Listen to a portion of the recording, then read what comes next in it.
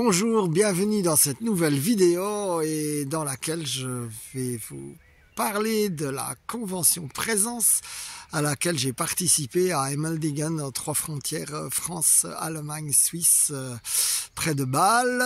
Et la bonne nouvelle, eh bien, ce sont été 3 belles journées. Et puis la conférence pour moi a commencé par un clin d'œil de Dieu.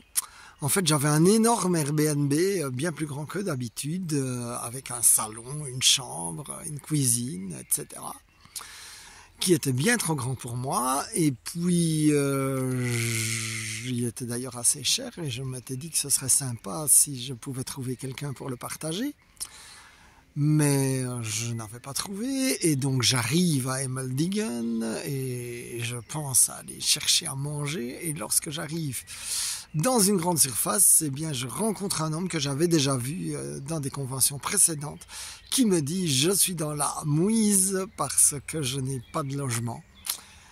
Eh bien, du coup, moi j'en avais un. J'ai demandé au propriétaire s'il était OK que j'invite ce Tom. Le propriétaire n'a pas posé de soucis et vraiment j'admire comment le Seigneur a organisé. J'aurais pu être au magasin 50 secondes plus tôt, 50 secondes plus tard. Ce qui m'a le plus touché de cette convention du point de vue biblique, c'est le texte de Jaïr, ou plutôt la fille de Jaïr, et dans ce texte, il y a eu différentes prédications, mais ce qui m'a le plus touché, c'est qu'en fait, Jaïr était le chef de la synagogue qui faisait donc plutôt partie du clan des ennemis de Jésus et que c'est pas du tout pour ça que Jésus le rejette ou quoi que ce soit. Au contraire, il va aller guérir la fille parce que cet homme a de l'expectative. Alors mon frère, ma sœur, quelles sont tes expectatives? Peut-être crois-tu que tu as rejeté Jésus et que donc il ne va plus vouloir te faire du bien, mais rien n'est plus faux. Et donc, aie soif d'un camion-citerne et puis tu verras la gloire de Dieu. Et là, j'avais quand même une soif. Eh bien, le Seigneur, il a donné avec générosité. Nous avons fait de l'évangélisation de rue. Et ça, c'était pas trop ma tasse de thé quand même. Et puis, nous avons parlé à un musulman que nous avions rencontré. Et après avoir parlé un moment, je voyais que ça allait plus s'arrêter. Lorsque j'ai eu une espèce d'intuition, je lui dis « Est-ce que je peux vous bénir au nom de Jésus ?» Et là, l'homme me dit « Ok ». Et donc je commence à le bénir, un peu en fonction de ce que j'ai écouté, mais rien de très spécial. Et puis l'onction vient, et puis cet homme pleurait de reconnaissance. Et moi, c'était vraiment la joie.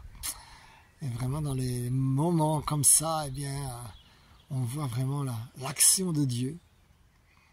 Et puis j'ai aussi, et ça j'ai déjà eu souvent, la convention touchait à sa fin, et le meilleur était pour la fin, puisque je dis, il y a une dame qui vient vers moi comme équipier de prière, j'étais équipier de prière, elle vient vers moi et elle me demande de prier parce qu'elle avait des problèmes de hanches et de genoux et de tout son côté. Eh bien, le Seigneur la touche, les douleurs s'en vont et je la vois plier les jambes, etc. et repartir dans la joie. Alors ça, c'est vraiment, je ne m'en lasse pas et je dis, Seigneur, tu es quand même magnifique. Et donc, mon frère, ma sœur, n'oublie pas, même si tu as rejeté Jésus par le passé, comme peut-être le chef de la synagogue, si tu as de l'expectative que tu crois en lui, eh bien, il va faire ressusciter, exactement comme il a fait ressusciter la fille de Jaïr, il va faire ressusciter des situations où une santé sans issue, parce qu'il est bon. Alors, sois béni. Amen, amen, amen.